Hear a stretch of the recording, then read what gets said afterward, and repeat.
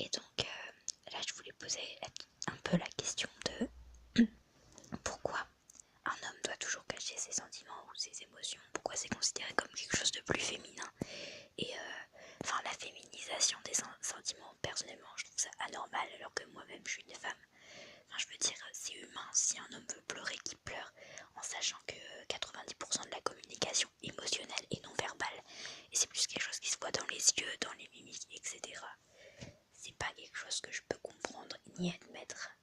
Et donc c'est un phénomène de société encore, comme le fait d'avoir un corps fin ou un corps plus épais.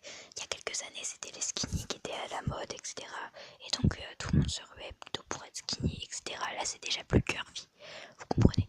Du coup c'est que c'est inadmissible en fait. Genre si un homme a envie de pleurer mais qu'il le fasse, même si c'est en public, même si c'est chez lui, enfin c'est nocif pour la santé mentale et même physique. Peut-être il y a des répercussions de toujours tout garder pour soi et de jamais extérioriser.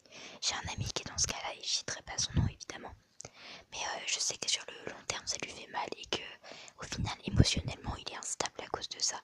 Donc vous pensez vraiment que ça vaut quelque chose de se laisser un peu dépérir à cause d'émotions qu'on n'a pas le droit de laisser voir, surtout que des personnes de confiance vous en avez forcément dans vos entourages, plutôt que de parler au final et de vous libérer un peu de ce poids-là.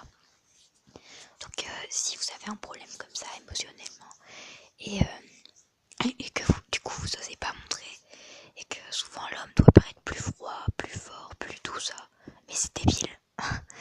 Non, clairement. Vous avez le droit d'être sensible, vous avez le droit d'être touché par certaines choses, vous avez le droit de rire, vous avez le droit d'avoir envie de pleurer, vous avez le droit d'avoir peur, vous avez... Comme les femmes, genre, il n'y a aucune différence là-dessus et il ne devrait pas y en avoir. Et je dis ça au cas où tu fais partie de ceux qui osent pas le montrer, ou tu fais partie de ceux qui disent qu'il ne faut pas le montrer aux autres. Tu fais partie de la société aussi qui oppresse les autres et tu t'oppresses toi-même en pensant qu'ils vont t'oppresser. Et c'est un cercle vicieux, c'est le chat qui se mord la queue si tu comprends ce que je dis, parce que là il est tard et je parle toute seule, du coup c'est un peu con ce que je dis, mais je me comprends, donc j'espère que tu comprends, parce que si tu commences à te dire que les autres te jugent pour quelque chose, tu vas commencer peut-être aussi toi-même inconsciemment à les juger pour cette chose.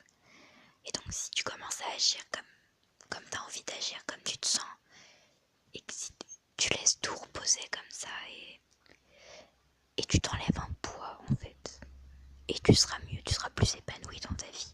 Et même si vous êtes des femmes et vous regardez ça, et peut-être qu'il y a certaines femmes aussi qui font ça, qui font les fières et qui montrent pas leurs sentiments, parce qu'elles ont envie d'avoir l'air dure et d'être une battante. Mais être dur, être un battant, être un guerrier, c'est assumer ce que tu ressens, le montrer si tu as besoin de le montrer, pas le montrer, mais pas le retenir en se forçant tout le temps. C'est mauvais et c'est tout ce que j'avais à dire en fait. Donc j'espère que ça va aller.